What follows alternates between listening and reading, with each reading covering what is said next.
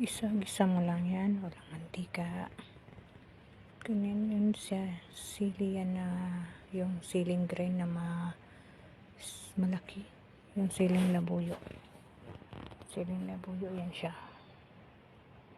Tapos, gisa. Lagyan ng asin kunti. Gisa-gisa lang siya, wala yung mantika. Walang mantika na nilagay. Niluto lang siya sa apoy. Tapos lagay yung sibuyas at saka yung sibuyas, yung ano ba yung yan, sibuyas. Lagay yung sibuyas na dahon, may dahon.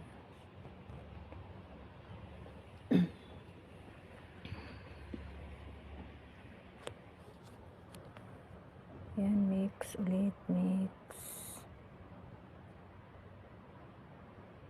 Yan, mix lang siya. Tapos, ilagyan ng apoy. Kanina pinatay yung apoy, tapos, yan, pinaapoyan na, para hindi masunog. Yan, tapos na siya.